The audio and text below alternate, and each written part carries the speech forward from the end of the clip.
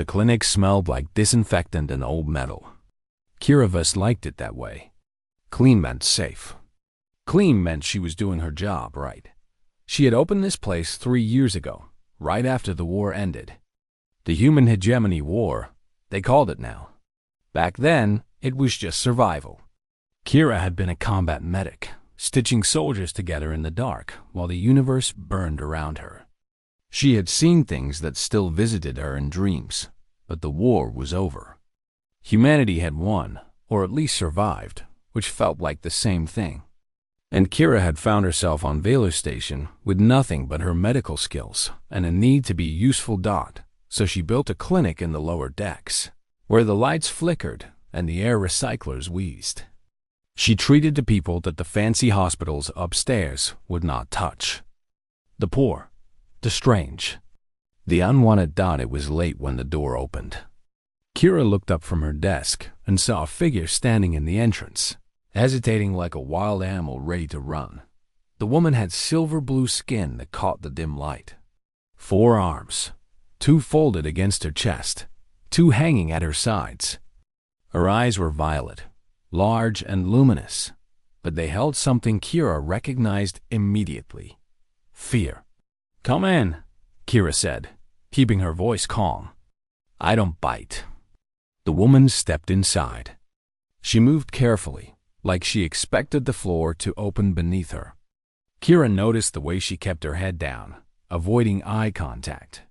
"I need help," the woman said. Her voice was soft, almost a whisper. "I can pay."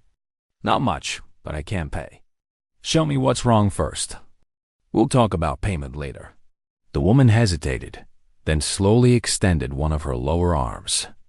Even in the bad lighting, Kira could see the damage. Burns, deep and ugly, running from wrist to elbow. The kind of burns that came from industrial chemicals. "Sit down," Kira said, already moving to gather her supplies. "What's your name?" "Salith." Kira guided her to the examination table. As she worked, cleaning the wounds and applying healing gel, she noticed how Salith flinched every time Kira's hands came close. Not from pain, from something else. "These aren't accidental burns," Kira said quietly. "Someone did this to you." Salith said nothing. Her silence was answer enough. Kira had seen this before. She knew what cruelty looked like, no matter what species inflicted it. She continued her work, gentle and methodical, until the wounds were cleaned and bandaged. "You're Vethkai," Kira said. It was not a question. Salith's body went stiff. Yes, Kira had heard of them. Everyone in the galaxy had. The Vethkai were the ones that nobody wanted. Centuries ago, their ancestors had created a plague while experimenting with biological weapons. The plague had spread to 3 neighboring systems before it was contained. Millions had died. The Vethkai of today had nothing to do with that ancient crime. They had been born long after it happened. But the galaxy had a long memory, and the Vethkai had been paying for their ancestors' sins ever since. They were considered unclean, cursed. Other species avoided them, refused to work with them, refused to touch them. They survived at the edges of civilization, taking the jobs nobody else wanted, like sanitation work on a space station. "The burns," Kira said.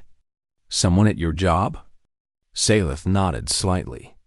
"They said I contaminated their equipment. They wanted to teach me a lesson. Did you report it?" A bitter sound escaped Salith's throat. It might have been a laugh. "Report it to who?" "Station security doesn't care what happens to Vethkai. We are lucky they let us stay here at all." Kira finished wrapping the bandage. She pulled up a chair and sat facing Salith, close enough to see the faint patterns on her silver skin. "I care," Kira said simply. Salith looked at her then, really looked at her for the first time. Her violet eyes were wide with confusion. "Why?" "You are human. You have no reason to help me. I'm a doctor.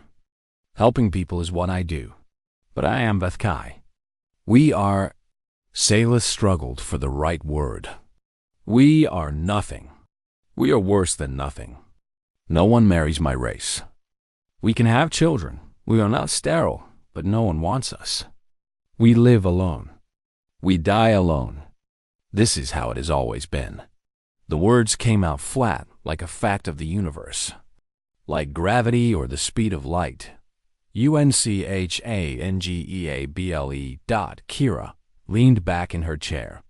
She studied Saleth's face, seeing the resignation there, the acceptance of a fate that had been forced upon her before she was even born. Let me tell you something, Kira said. During the war, I held dying soldiers from 12 different species. I stitched together bodies that 3 governments declared impossible to save. I worked on creatures that other doctors refused to touch because they were too alien. Too strange, too different. She held up her hands, showing the scars that crossed her palms and fingers. These hands have been inside the chest cavities of beings that don't even have hearts the way we understand them. I've kept people alive through injuries that should have killed them 10 times over. And do you know what I learned? Saleth shook her head, unable to speak. The galaxy told us humans that we were too fragile, too short-lived, too primitive to matter. When we first reached the stars, the other species laughed at us. They said we would be extinct within a century, crushed by the older and stronger civilizations. Kira smiled, and there was something hard in that smile. And yet here I am, still standing, still caring. What the galaxy thinks doesn't define what's true. The clinic was silent. Somewhere in the distance, the station's engines hummed their endless song. Saleth's lower lip trembled. She pressed all 4 of her hands together, a gesture that Kira did not recognize but understood anyway. It was the gesture of someone trying very hard not to fall apart. No one has ever spoken to me like this, Saleth whispered. Then everyone else was wrong. Kira stood and returned to her medical cabinet. She pulled out a small container of healing gel and pressed it into Saleth's hands. Apply this twice a day. Come back in a week so I can check the healing. And Saleth? The Vethkai woman looked up. If anyone hurts you again, you come to me. Understand? Saleth nodded slowly. She clutched the medicine to her chest like it was something precious. She left the clinic without another word, but at the door, she paused and looked back. Kira was already cleaning up, preparing for the next patient. In that moment, Saleth felt something she had not felt in many years. She could not name it. It was small and fragile, like a seed buried in frozen ground, but it was there, and it was warm. Saleth returned to the clinic 3 days later, not because her wounds needed attention, but because she could not stay away. She told herself it was to thank the human doctor properly. She told herself it was because she had questions about the healing process. But deep down, she knew the truth. She wanted to feel that warmth again. Kira did not seem surprised to see her. She simply nodded and gestured to a chair while she finished treating an old Drellian merchant with a respiratory infection. When the merchant left, Kira made 2 cups of something hot and dark. She called it coffee. Saleth had never tasted it before. It was bitter and strange, but she drank it anyway because Kira had made it for her. How are the burns? Kira asked. Healing well. You are a skilled doctor. I've had a lot of practice. They sat in comfortable silence for a moment. Then Saleth spoke, surprising herself with her own boldness. May I ask you something? Go ahead. Why did you become a doctor? A combat medic, you said. That means you chose to walk into war. Kira stared into her coffee cup. Her eyes became distant, looking at something Saleth could not see. I was young and stupid, Kira said. I thought I could save everyone. I thought if I was fast enough, skilled enough, I could keep all the people I cared about alive. She paused. I was wrong. What happened? The same thing that happens in every war. People died.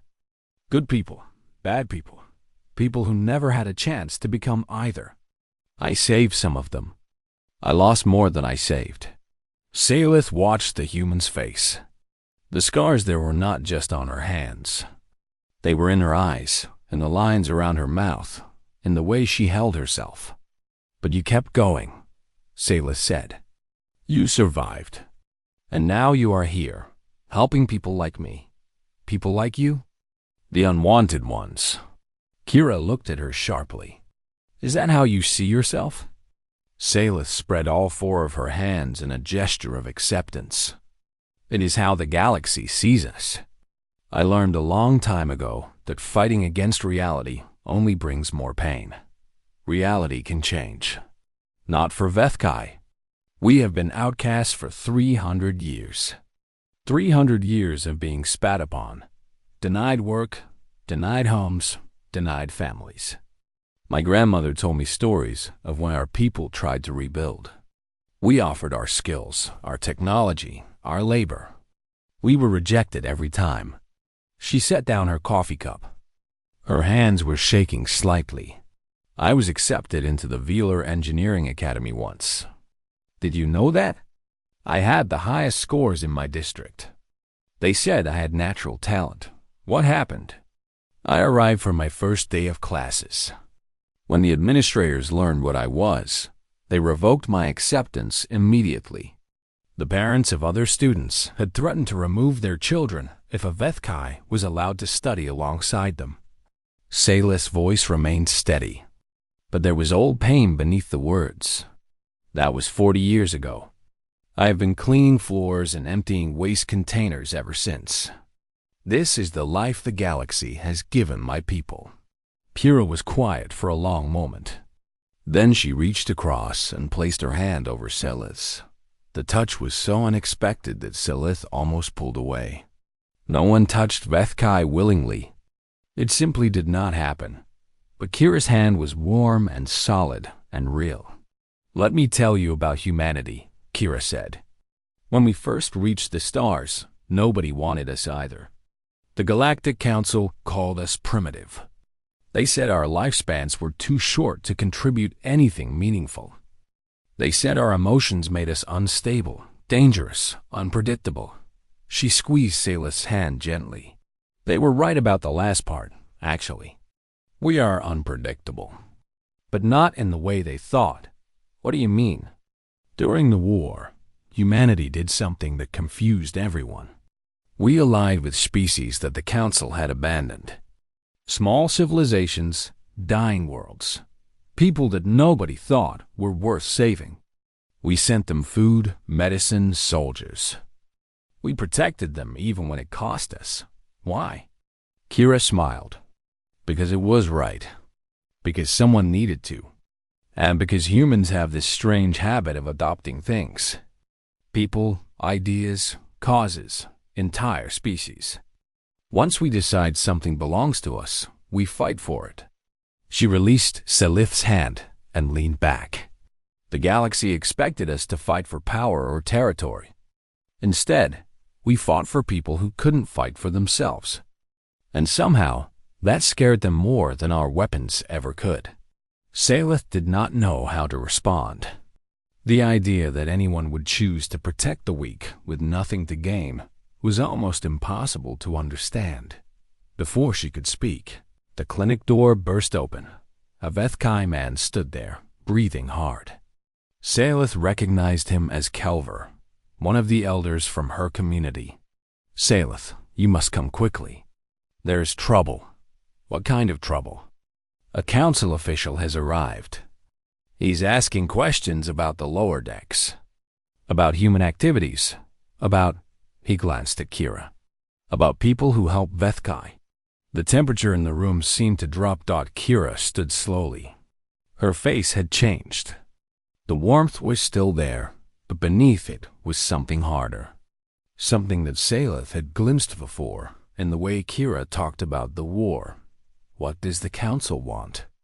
Kira asked. We do not know. But when the council pays attention to us, it is never good. Our people are frightened. Some are talking about leaving the station. Where would they go? Kelver's silence was answer enough. There was nowhere for Vethkai to go. There was never anywhere for them to go. Kira walked to a cabinet and pulled out a medical kit. She checked its contents with practiced efficiency. Tell your people that if there's trouble, they can come here. This clinic is under human protection. The council has no authority over my property. Kelver stared at her. You would do this? For us? I would. But why? We have nothing to offer you. We cannot pay you back. Kira looked at him and then at Salith. Her eyes were calm and certain, because someone should.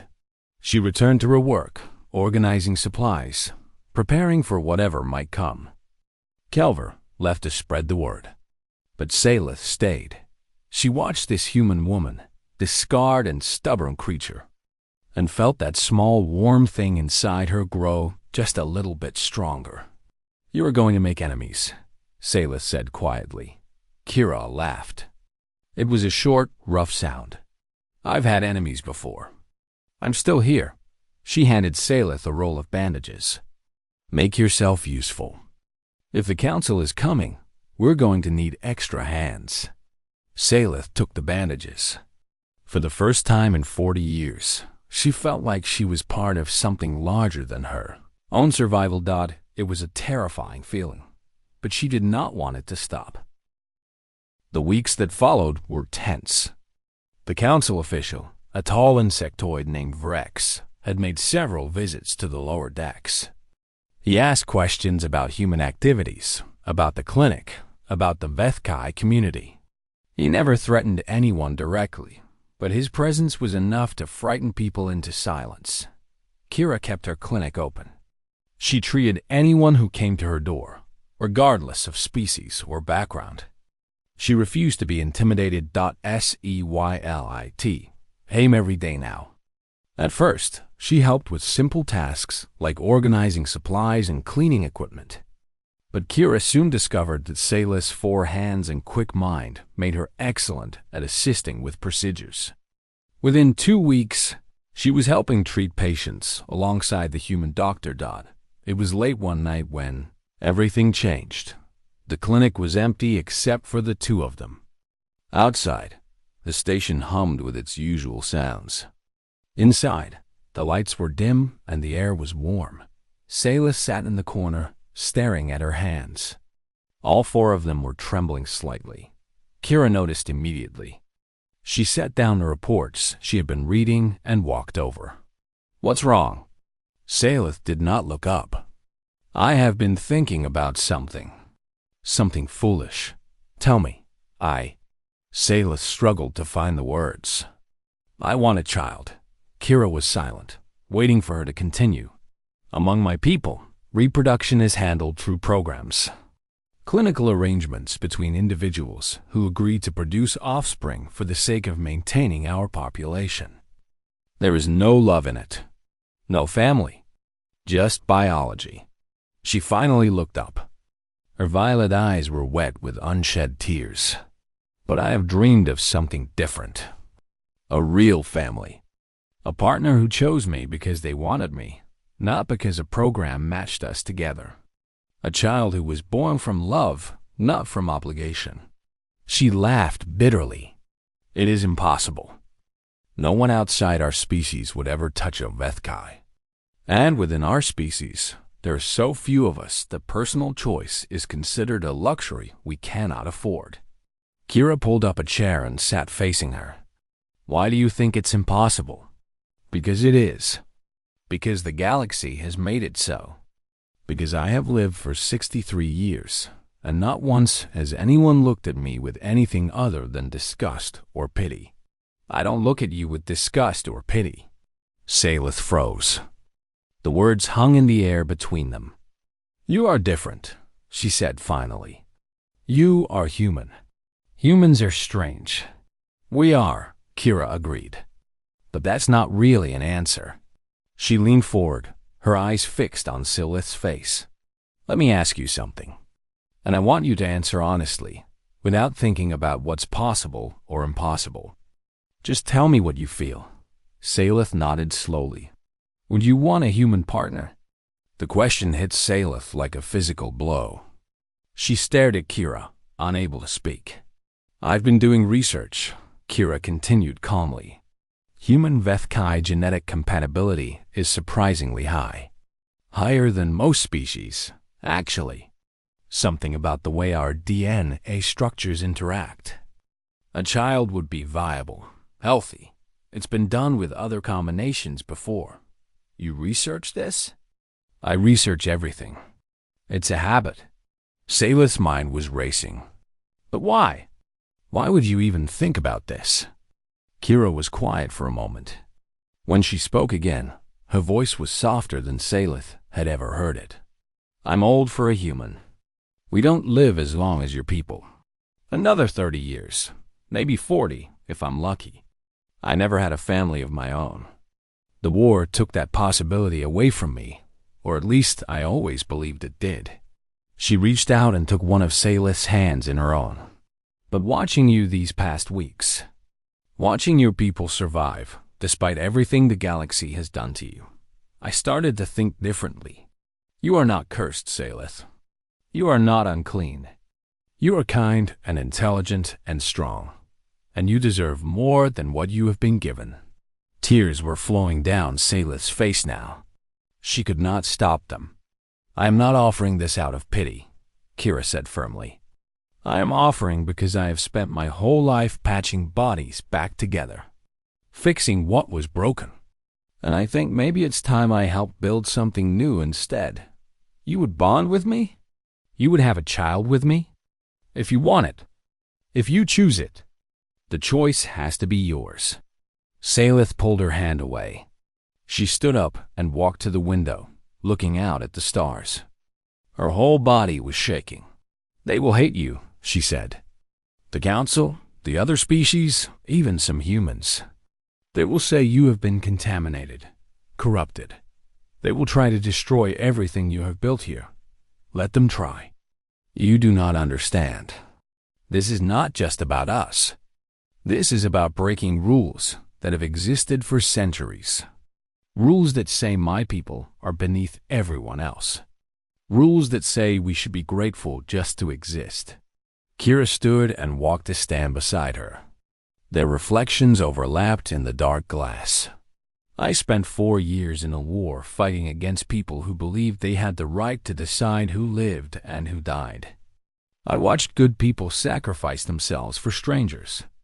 I learned that the only rules worth following are the ones that make the universe better, not worse. She turned to face Salith directly.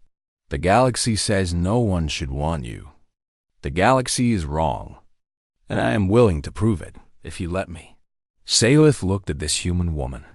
This small, fragile, impossibly stubborn creature who had walked through fire and come out the other side still believing in kindness. You are asking me to hope, Salith whispered. I have not hoped for anything in a very long time. I know, but I'm asking anyway. The clinic was silent. The stars turned slowly outside the window. Somewhere in the distance, the station's engines continued their endless work. Salith reached out with all 4 arms and pulled Kira into an embrace. It was the first time she had touched another person like this in decades.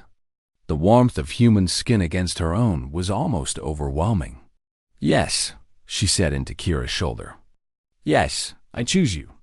Kira held her tight, and for the first time in many years, Salith felt like she belonged somewhere. The galaxy might try to destroy them for this, but for now, in this small clinic at the edge of civilization, 2 broken people had found something worth fighting for. And neither of them intended to let it go. News traveled fast in the galaxy. Within a week of their formal bonding ceremony, the entire station knew. Within a month, half the galaxy was talking about it. A human veteran had bonded with a Vethkai woman. The first such union in recorded galactic history. The reactions were immediate and violent. Galactic Council issued a statement expressing deep concern about unnatural in-species relationships that could destabilize social order. 3 major species lodged formal protests with the human coalition, demanding that Kira be removed from her medical license. A dozen news networks ran stories, questioning whether the Vethkai had somehow manipulated or drugged the human doctor into accepting the bond on viewer station. The harassment began almost immediately. Someone painted slurs on the clinic walls in the middle of the night. Salith found dead animals left outside her old quarters. Anonymous messages flooded Kira's communication channels, calling her a traitor to her species, a fool.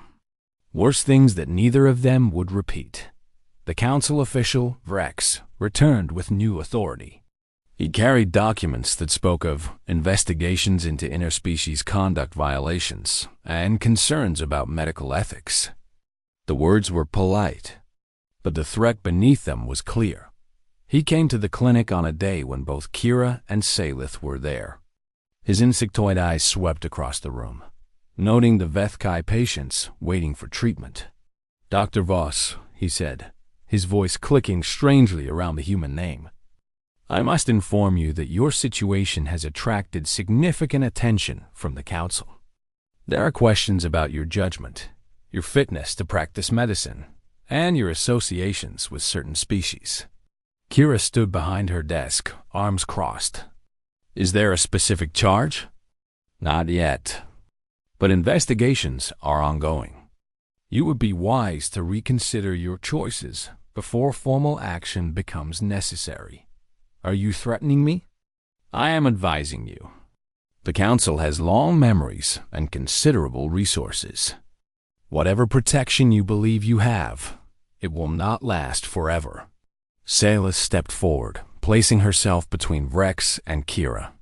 "She has done nothing wrong. Our bonding was legal under human law. Your council has no authority over human citizens." Vrex looked at her with something that might have been amusement. "The Vethkai speaks. How charming. Tell me, did you feel powerful when you trapped this human in your web? Did you think her species would save you from what you are?" Before Salith could respond, Kira moved past her and stood directly in front of the council official. She was shorter than him by almost a foot, but somehow she seemed larger. "You need to leave now," Kira said quietly. "Or what, doctor? You will attack me? That would end your career quite quickly." "I won't attack you, but I've already sent messages to some friends of mine, people the first served with during the war. They should be arriving within the next few hours." Vrex's antennae twitched. "What friends?" "Diplomats, journalists, lawyers, all human, all very interested in hearing about council officials who threaten war veterans for their personal relationships."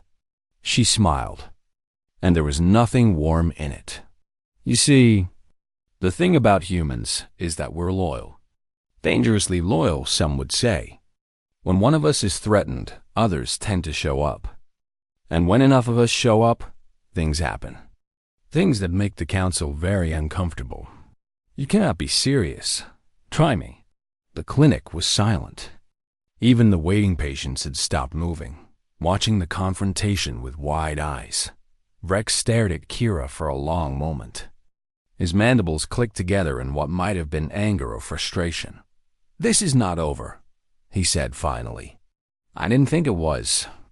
But next time you come here, bring a better argument than threats." He left without another word. Salith let out a breath she did not know she had been holding. "Did you really contact all those people?" "Every single one. They'll be here by tomorrow morning." True to her word, they arrived the next day.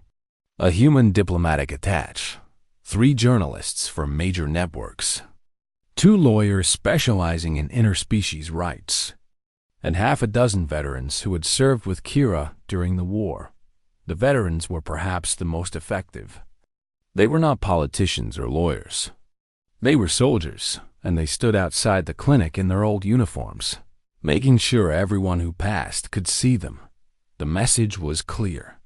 Touch this woman, and you touch all of us. The council backed down. Not publicly, Not officially, but the investigation was quietly dropped. The harassment decreased.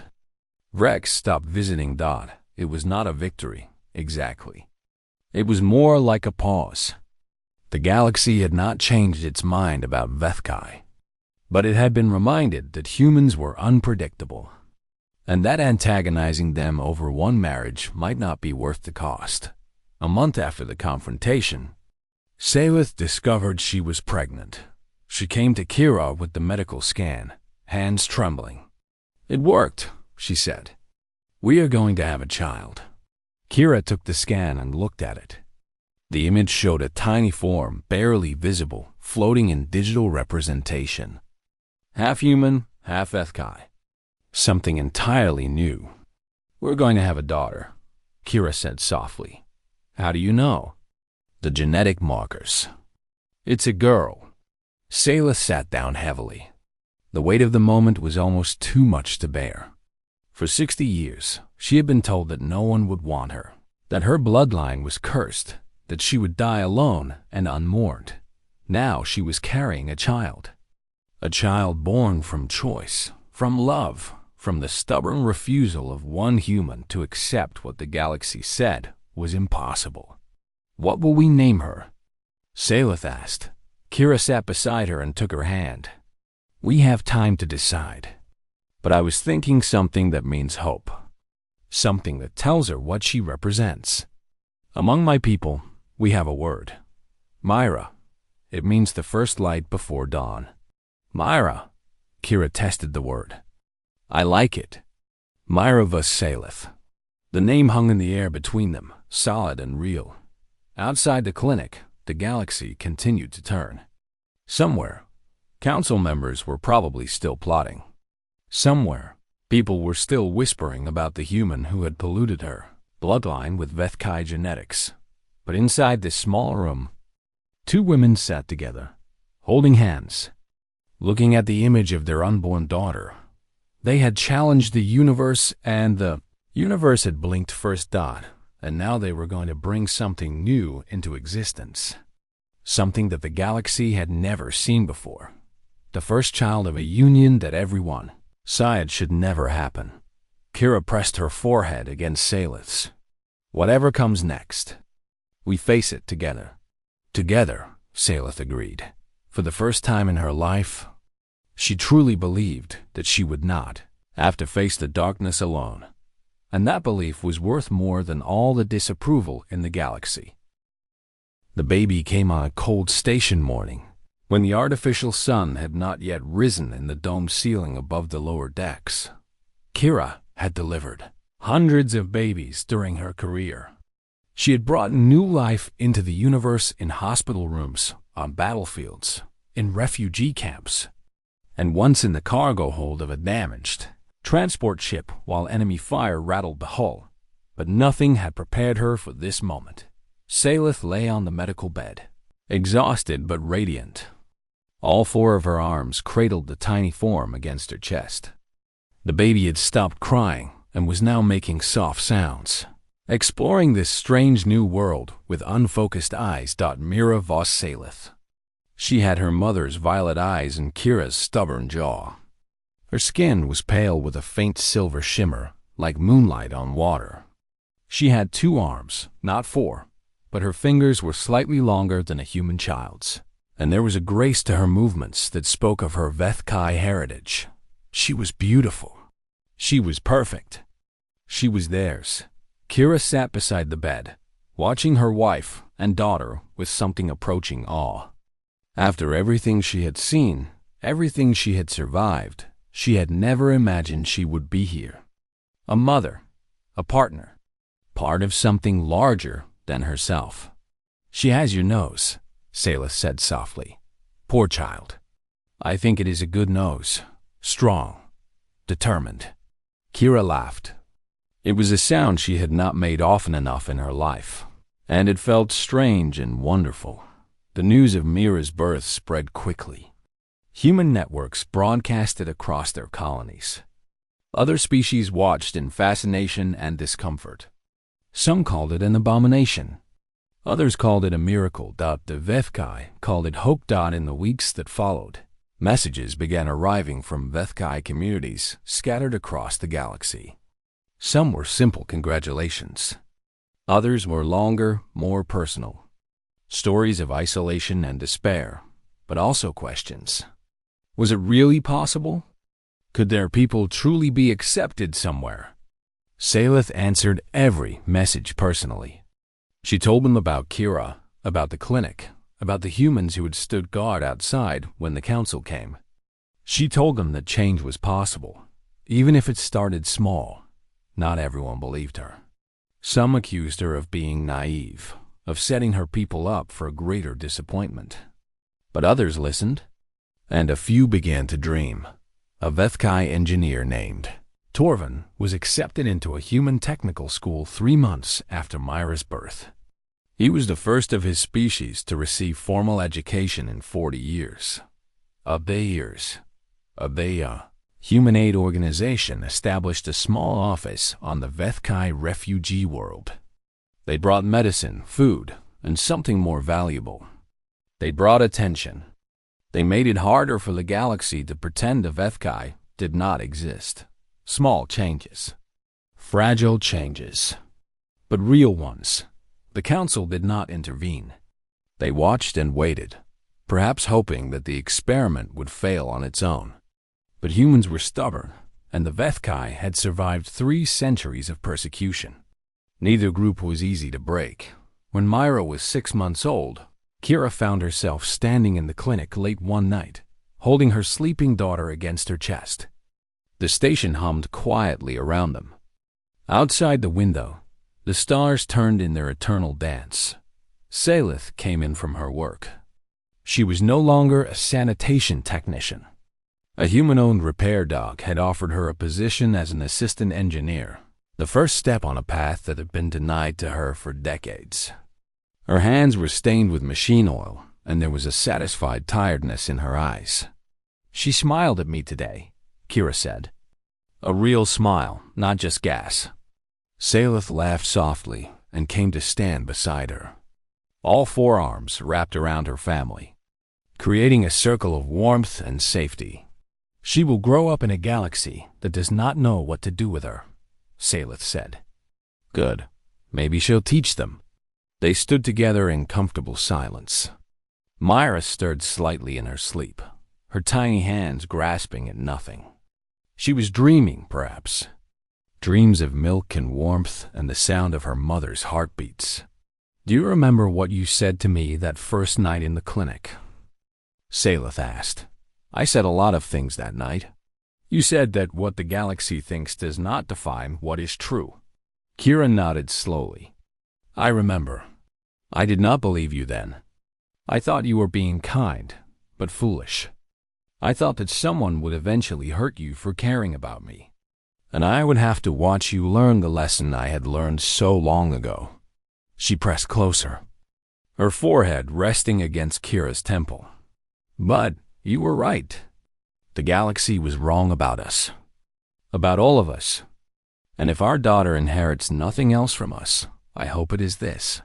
The universe does not get to decide who deserves to be loved." Kira turned her head and kissed her wife gently. "She inherit your stubbornness too, and your determination to argue with anyone who tells her no.